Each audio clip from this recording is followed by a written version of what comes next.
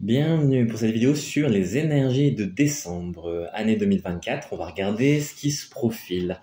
Donc, je vais mélanger les cartes. Je travaille ici avec l'oracle Fontaine de Célia Melville. Donc, on va regarder un petit peu sur un tirage simple les énergies du moment. Voilà. Le travail qui se profile un petit peu dans l'évolution des énergies. On va regarder aussi quelles sont les prédispositions, les dispositions à mettre en place. Et puis une petite carte de conseil. On va regarder ça un petit peu. Voilà. Alors, je vais essayer de vous mettre toutes les cartes le plus possible à l'écran, les grouper. Voilà, pour qu'on les voit à peu près comme ceci. Alors, les énergies actuelles. Donc, j'ai la carte de l'angoisse. Ça démarre bien. Ce qui se profile, donc la carte de l'équilibre. Ça, c'est un peu plus sympa. Comment dire, les dispositions à mettre en place et les prédispositions, la protection. Donc, je vais vous les montrer après plus proche à l'écran. Et la dernière carte de conseil, la lune. Donc, une à une, les énergies actuelles. Donc, vous voyez ainsi un petit peu la carte de l'angoisse. Donc, effectivement, bon, la fin d'année, c'est souvent en maussade. Vous avez déjà le climat, si vous êtes dans des régions où il fait un petit peu plus froid, un peu plus humide.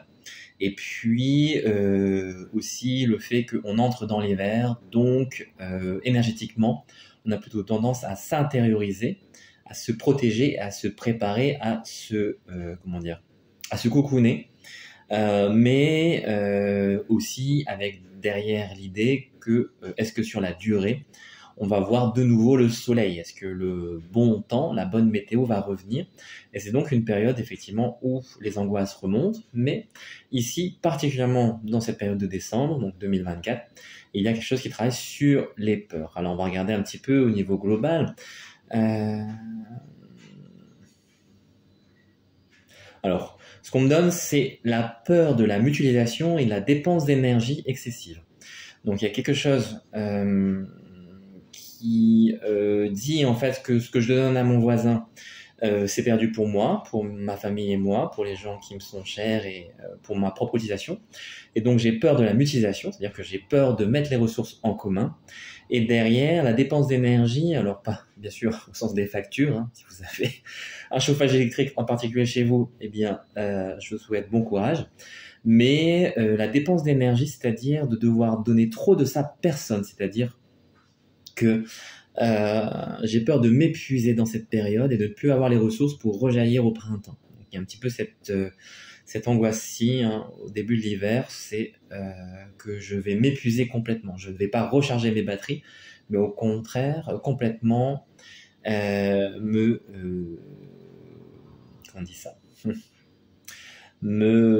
disperser, voilà, dans cette période. Alors, les choses qui se profilent, donc l'équilibre, donc ça c'est quand même un petit peu plus appétissant. La carte de l'équilibre. Alors, pourquoi l'équilibre ici? En ce moment, ce qu'on me donne, c'est la balance à deux termes.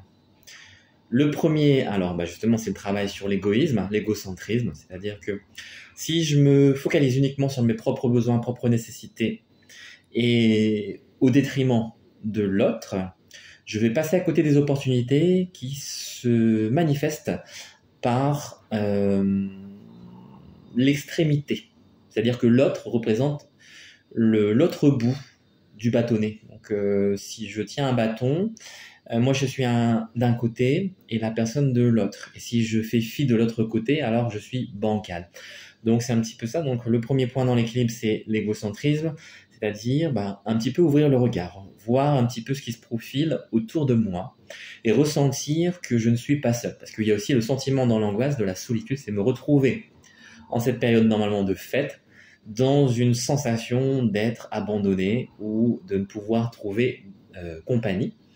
et aussi intérieurement, émotionnellement, mentalement, dans mes aspirations propres, de me sentir isolé. Donc c'est pour ça que la carte qui se profile ici pour le rééquilibrage, c'est de sortir un petit peu de l'égocentrisme en voyant que peut-être que cette mise en commun des ressources pourrait au contraire amener aussi à un partage au sens humain. C'est-à-dire que je vais pouvoir ouvrir mon cœur et c'est peut-être plus important que de manger 2 fois plus ou de me chauffer à 30 degrés dans ma maison. Le premier terme donc parle aussi donc dans l'individualisme, donc dans le sens peut-être positif, c'est de permettre à cette sensation intérieure, donc on peut appeler ça l'intuition, d'émerger et de donner un point positif à tout ce qui est centré sur soi. Donc c'est-à-dire qu'il y a le point un petit peu négatif qui parle de tout s'accaparer, et il y a le point positif qui dit à partir du moment où je me sens sur moi-même, je vais m'exprimer. Donc travailler sur l'égoïsme, c'est aussi travailler sur l'ego, c'est-à-dire savoir s'exprimer personnellement. Et donc c'est une bonne période justement où si j'ai peur de sortir un peu de chez moi, je me sens pas bien avec moi-même parce que c'est mes propres tourments qui m'affligent. Eh bien, la compagnie des autres va me montrer, me révéler que je ne suis pas seul d'un certain côté, mais de l'autre, c'est aussi que ce sentiment de solitude est uniquement lié à une fondation instable, c'est-à-dire que je ne suis pas équilibré en moi-même. Et ce ne sont pas les situations extérieures qui posent problème, mais bien ma qualité d'être humain, c'est-à-dire comment je me vis. Voilà, donc ça c'est pour le premier point. Alors le deuxième terme, c'est la centration sur les points de la vie qui font défaut à l'individu encore. Donc c'est quand même relié sur le soi, sur soi-même. Donc la centration sur les... Alors j'ai oublié, bon, on va dire sur les qualités qui font défaut à l'individu. Alors il y a une première chose, c'est de voir que dans l'équilibre, c'est de ne pas se sentir pris en défaut. Parce que souvent, par rapport aux premières choses que j'ai données, on peut se sentir égoïste et se dire ah, c'est vrai que je ne pense qu'à moi, il y a des gens qui sont dans la rue, il y a des personnes qui n'ont rien, moi j'ai tout, et je ne suis pas heureux ou heureuse. Donc, je devrais faire un effort pour être heureux. Mais c'est pas du tout ça en fait, le point fondamental. C'est de s'accepter tel que l'on est, première partie. Donc, quelles que soient mes qualités et mes défauts, c'est de me voir dans un miroir de manière honnête et de considérer que tout est une expérience globale, qu'il n'y a pas de partie de soi-même à éliminer. Mais si je veux faire un travail sur moi-même, un travail dans le sens du développement, de l'évolution et de la libération, alors effectivement il y a une question d'équilibre, c'est-à-dire que je dois relâcher ce poids en moi qui me tire vers le bas, qui me donne la sensation d'être lourd. Donc l'équilibre, c'est retrouver cette légèreté de la plume, pouvoir déployer du coup mes propres ailes, et retrouver l'énergie qui en cette période est en train de... Alors peut-être pas tout de suite, il y a un 6 dans la date que je vois, donc peut-être mi-décembre, à partir du 16 décembre. On va voir que l'énergie d'équilibre va pointer son nez. Entre le 6 et le 16, c'est en plein déploiement, et à partir du 16, ça sera à son apogée. Donc c'est une bonne période pour retrouver cet équilibre. Et l'équilibre personnel, c'est alléger son cœur pour que dans la balance, je ne me sente plus coupable de. Coupable de ne pas aider mon prochain, coupable d'avoir trop d'argent, coupable de ne pas faire assez d'efforts, coupable simplement d'être moi-même. Et c'est ça le deuxième point, c'est la centration sur ce que je suis. C'est-à-dire qu'au lieu de vouloir me comparer aux autres et d'en faire un modèle d'évolution, je vais utiliser ce miroir de l'autre pour booster mes propres qualités et accepter les pans de ma personnalité qui me semblent un peu plus chagrins, qui m'attristent peut-être parfois. Voilà, donc une très bonne carte, je pense, et de très bonnes pistes de développement. Alors, par rapport un petit peu à la troisième carte, la carte de la protection, ici. La carte de la protection, donc c'était sur les pistes un petit peu, les choses à poser et les choses à anticiper dans la période pour parfaire un petit peu notre développement. Donc la protection, effectivement, puisqu'on est en rapport, hein, la première case c'était l'angoisse, donc comme ça travaille fort sur les peurs, à savoir qu'en médecine chinoise, les peurs ça travaille sur le rein, et justement, devinez quoi, la période d'hiver c'est la période associée à l'organe du rein et de la vessie, qui sont représentés par l'eau. Et vous voyez ici, j'ai la carte d'équilibre avec le lotus qui est dans l'eau, la carte de l'angoisse où la petite madame ou petit monsieur il pleure avec sa larme, et la carte de protection entourée par l'eau. Donc vous voyez, c'est une forte période liée à l'eau, donc tous les signes d'eau à mon avis seront aussi fortement sollicités. Et pour les personnes qui ont un caractère un petit peu peut-être lié à des angoisses personnelles, ça va pas être facile. Donc la protection, alors première chose qui est donnée, c'est la protection physique, au sens de l'ancrage physique. Alors l'ancrage physique, il va passer par ne pas dénier ce qui est au fond de soi. C'est tout simple comme notion. La protection, qui est en rapport un petit peu avec la carte d'équilibre, va donner simplement commencer à faire une sorte de bilan sur soi par rapport à ce que je suis, et ne pas le mettre de côté. Donc ça, c'est la première protection. En fait, c'est la transparence vis-à-vis de soi-même. Donc, on me souffle aussi que c'est par rapport aux autres. Donc, sortir un petit peu du mensonge pour retrouver la fluidité. L'eau, ça peut être le glaçon, c'est-à-dire que l'aspect stagnation solide, ou ça peut être l'aspect aqueux, fluide. Et ici, c'est aussi cette intelligence de raisonnement qui va être reliée à un non-trouble émotionnel. Et pour ceci, comme je vous l'ai expliqué juste à l'instant, c'est la première des protections, c'est d'être transparent vis-à-vis de soi. Alors ça se fait par un soulèvement du nœud du cœur qui fonctionne avec le feu de la vérité. Voilà. Donc je ne sais pas si ça vous parle, mais en tout cas c'est l'énergie qu'on me donne. Vous pourrez réécouter la vidéo pour laisser vibrer un petit peu cette sensation énergétique, et vous verrez si ça vous aide à lever un petit peu tous les mensonges intérieurs.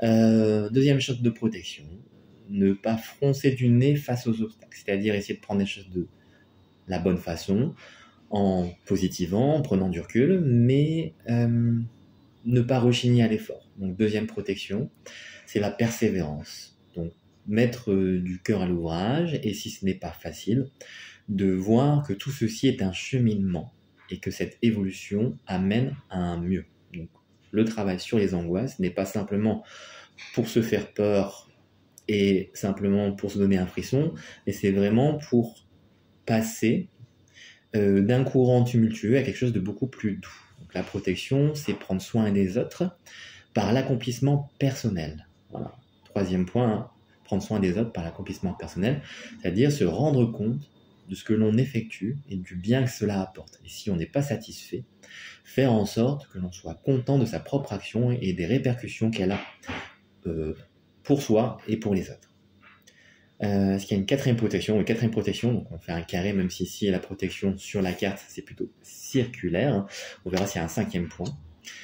Quatrième protection, demander de l'aide à qui de droit, que ça soit votre famille, vos amis, votre conjoint, votre conjointe, ou simplement les divinités, les êtres lumineux qui peuvent vous accompagner, les énergies positives avec vous, votre bonne étoile, demande de l'aide. En fait, la protection passe par la demande à qui de droit. Donc ça, je pense que vous pouvez comprendre très très bien sans que j'explique. Cinquième et dernier point,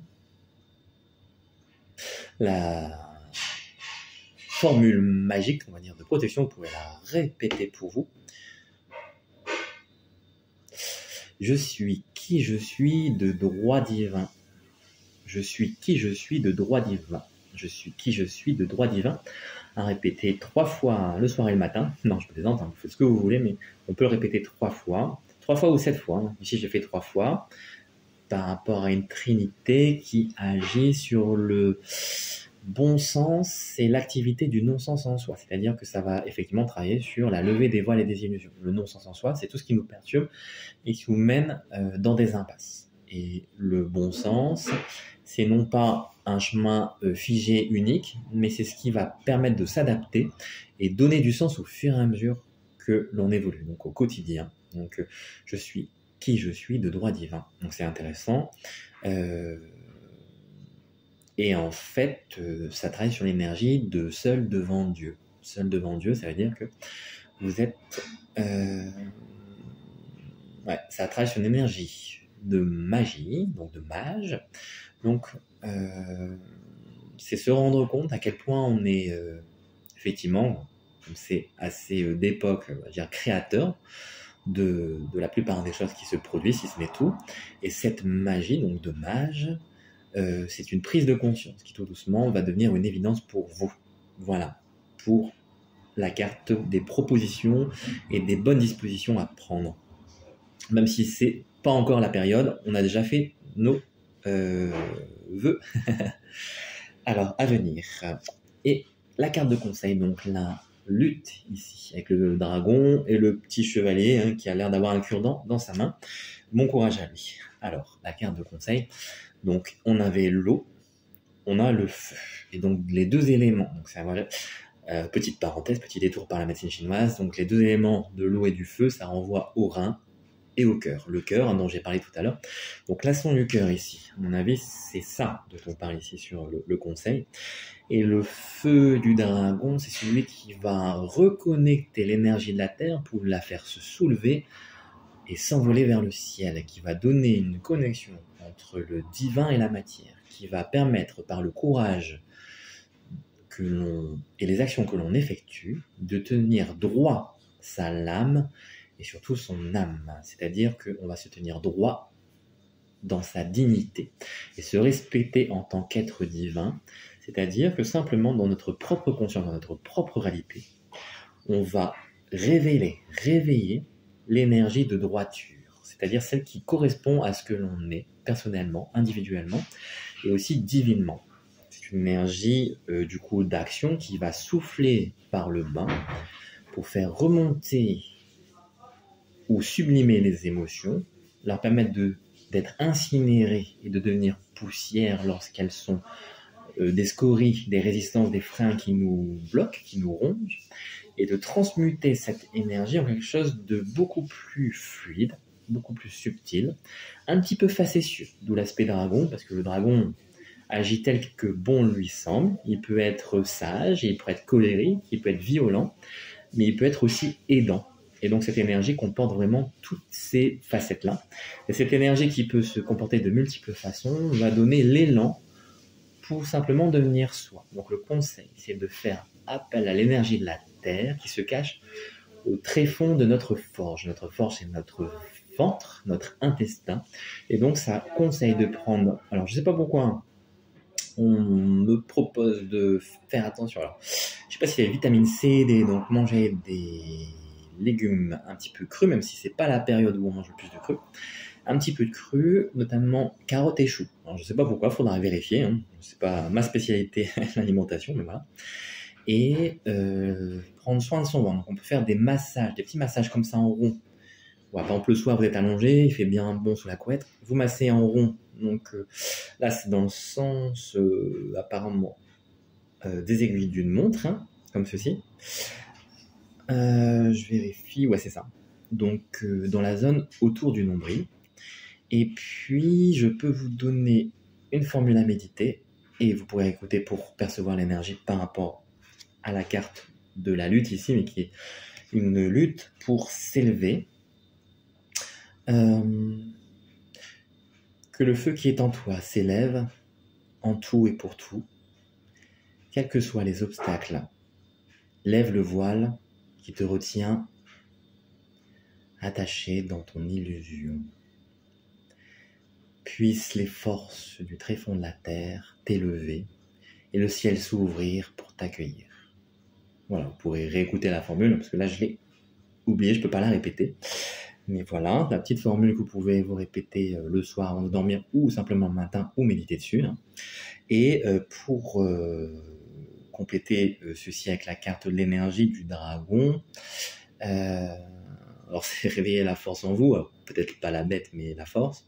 Et cette énergie de feu, c'est aussi apprendre la notion de massacre, c'est-à-dire que depuis tout temps, l'humanité est liée à des violences, des forces qui la prennent au-delà de son conscient, qui font qu'il y a des guerres, des conflits, et surtout vis-à-vis de soi-même, c'est la violence qu'on retourne contre soi. Et le dragon maîtrisé, un petit peu comme Saint Georges qui domine le monstre, et bien cette énergie bien canalisée va vous donner le feu révélé qui offrira la capacité en fait à développer véritablement ses propres potentiels. Et donc c'est effectivement laisser tomber les peurs qui en fait masquent la vérité au fond de soi, qui font qu'on n'est pas capable d'utiliser réellement ses capacités. Et c'est valable pour tout, qu'on soit artiste, artisan, intellectuel, ingénieur, professeur, qu'on soit comme moi médium, énergéticien, ou vous êtes tarologue, etc. C'est la peur d'utiliser cette puissance car elle va nous déborder. Et en fait, on voit que la peur du débordement est liée à la peur de se voir sans limite. Parce que grâce aux limites, on existe. Lorsqu'on lève les limites, il y a une certaine part de nous qui a peur de disparaître. Et donc en fait, c'est la peur de disparaître qui fait qu'on ne lève pas les limites. Sauf qu'on peut rester sur un plan terrestre, humain, individuel, et lever quand même une part de ses limites. Peut-être pas toutes, mais une bonne part. Et donc la plupart des angoisses sont des limites qui ne sont plus adaptées, mais qui tiennent bon, parce que par exemple, c'est comme si à mon vélo, j'avais mis des petites roues pour me soutenir, donc au lieu d'avoir 2 roues à mon vélo, j'en ai 4. Et puis en grandissant, quand j'étais tout petit, ça allait bien, mais quand je suis adulte, j'ai toujours mes 2 petites roues sur les côtés et j'ai peur de les enlever. Là, c'est un petit peu l'idée. Il faut plonger un petit peu dans cette réalité qui m'invite à enlever les petites roues qui me sont peut-être utiles à un moment donné, mais plus aujourd'hui, et qui ne servent plus que de béquilles, même maintenant me gênent pour avancer. Voilà pour la vision de ces énergies pour ce mois de fin d'année 2024. Vous pourrez réécouter du coup, vous pourrez réécouter selon votre loisir tout ce qui a été dit, parce qu'il y a eu beaucoup d'infos, et repasser aussi les passages où je vous ai passé un petit peu les formules énergétiques pour avancer sur les énergies proposées. Voilà, n'hésitez pas à mettre un commentaire et puis à partager votre expérience ou vos ressentis. Je vous souhaite une belle journée, une belle soirée. À bientôt.